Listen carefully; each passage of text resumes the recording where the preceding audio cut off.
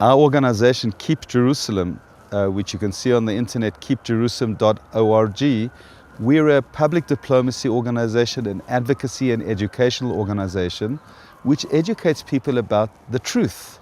And if you just dig a little bit, you can see that the truth, the historic truth, is that the land of Israel, under international law, under international agreements, belongs to the Jewish people. The Palestinians have zero rights to Jerusalem or to Judea and Samaria under international law.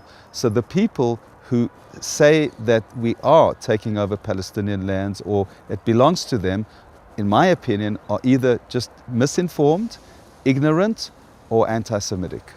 And I would say that a minority of them are really anti-Semitic people who hate Jews and just want to expel us from our land. But I think the majority, the vast majority of the people who think that we are in Palestinian lands are simply people that are misinformed, uninformed, or ignorant. I find anti-Semitism very difficult to understand, and there's no rational explanation. The misinformation and the ignorance is something we can change and we need to change. And this is something that we can do together to change those narratives and those attitudes and opinions. Our organization, Keep Jerusalem, is going to give them a very unique tour to try and understand the geopolitics of Jerusalem. You can imagine it like a building with 5 stories. The bottom story is geography, just understanding the borders of Jerusalem.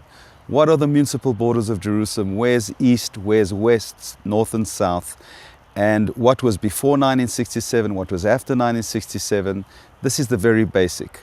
Then our next floor is demography, demographics, population details. For example, how many Jews live in Jerusalem? How many Arabs live in Jerusalem? How many Christians live in Jerusalem? And where do they live? A very, very important part of understanding Jerusalem. Then we go to the third level. The third level is understanding legal rights. Many people in Europe accuse Israel of building illegally in East Jerusalem, or that we are illegally occupying Palestinian lands. Who does Jerusalem really belong to under international law? And our fourth story is security. What are the security challenges, the security threats that are facing Jerusalem, and how do we deal with them, and where are they coming from? So those 4 stories that we build up one by one will bring us to the penthouse. The penthouse is understanding the strategic challenges that are facing Jerusalem. In other words, what do we do with the future of Jerusalem? Where do we go?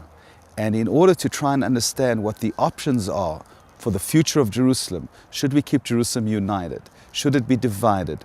What brings peace? In order to understand those very difficult questions, we have to build our building, and that's what we're going to do today. Have you ever managed to convince somebody who was very much against your beliefs and opinions, and you convinced them? The answer is yes, but if you think what I said earlier, our target audience are mostly the people that are ignorant and are misinformed, and that's most of the people. The rabid anti-Semites and the far left are the minority, right? In the world, they're just people that don't know. And therefore, they are against Israel, but they don't know why. And when we come and tell them the truth and give them the facts, we find that there's a big shift over to supporting Israel and understanding and appreciating the facts, because they are happy that they finally received some information that is truth. And we have managed to influence and impact hundreds of thousands of people around the world.